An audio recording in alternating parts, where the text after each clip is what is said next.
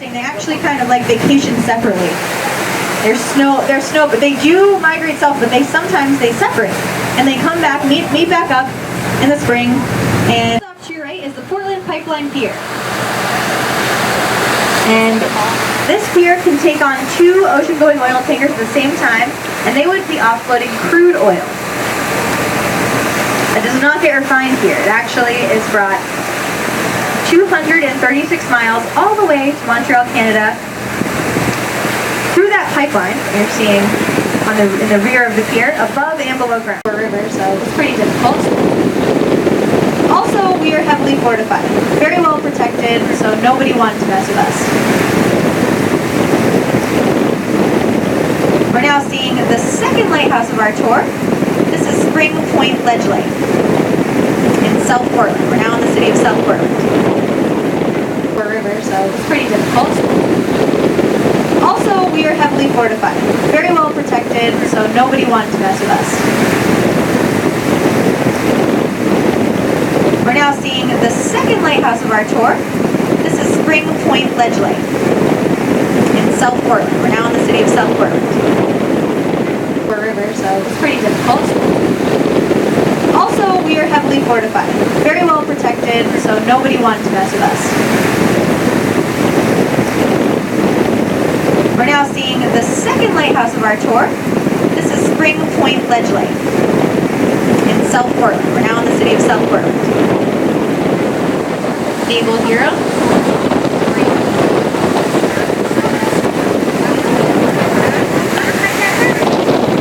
As we get further out, this is a really great time that you want to minimize your looking around if you can.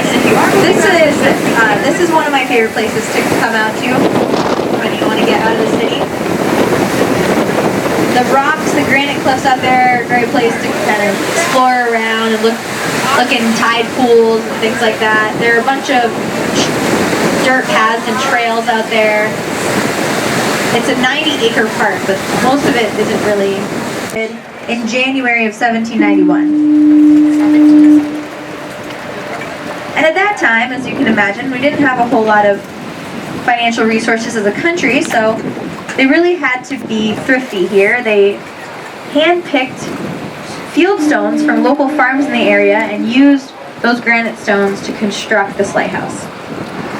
And those are still intact today. You can see it's kind of bumpy right up until there's kind of a collar at 3/4 of the way up, and then above that it's smooth because it's all brick.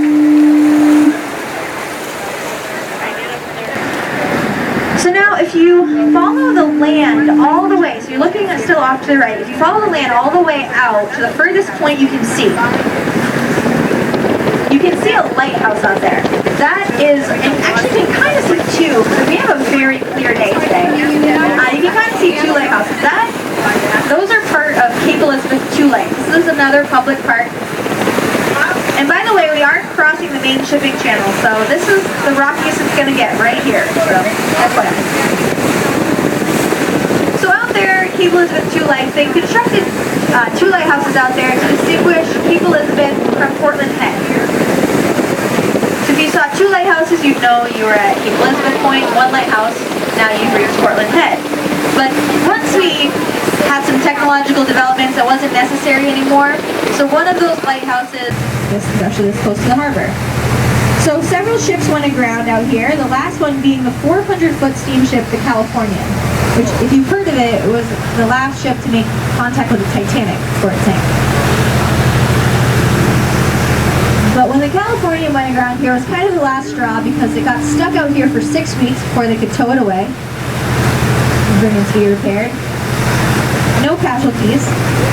But the folks at Cape Elizabeth, they had to look at this eyesore of a lighthouse, of a need for a lighthouse, because there was a shipwreck out there for several weeks. But the reason that it took them so long to build a lighthouse out here, even though there had been many shipwrecks, is because it was really hard to do that. They had to construct they could only do construction at low tide, and they had to use very strong, sturdy materials that would be able to withstand some really nasty. We're getting pretty good conditions today, and we are kind of wobbling around. Now, Now imagine during a storm, you can't even cross this channel.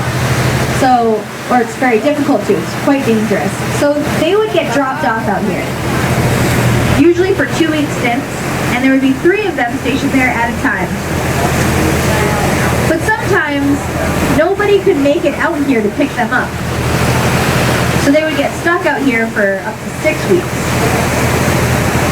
And they would live inside of the lighthouse, which is, like I said, a solid, or made in Maine by the U.S. government to build Fort Leavitt. So Fort Leavitt has some triangulation towers. One of them you can see just above the tree line over there. At that time, he was one of the wealthiest men in the world during the railroad boom. And Charles, he was in Europe for a convention trying to make a transcontinental railway. And he came back, or was trying to come back, on the newest, fastest transatlantic liner at the time. And unfortunately for Charles, that was the Titanic.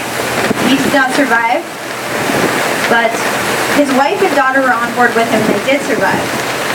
And they still own a house on this island today.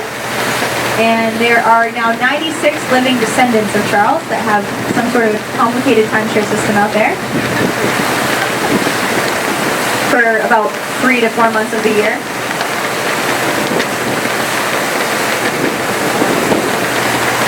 But at that time, they say that when the Titanic sunk, 4 of the wealthiest people in the world were on board, and 2 of them had houses on Fishing Island.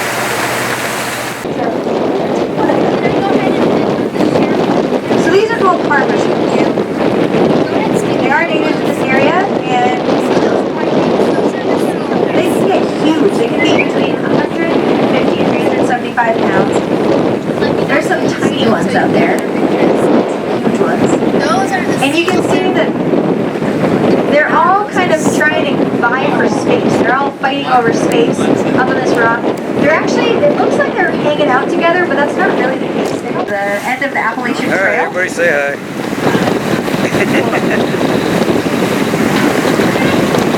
So Mackworth Island is another example of that, because he owned it, his family owned this island, and it had a lot of... Exactly.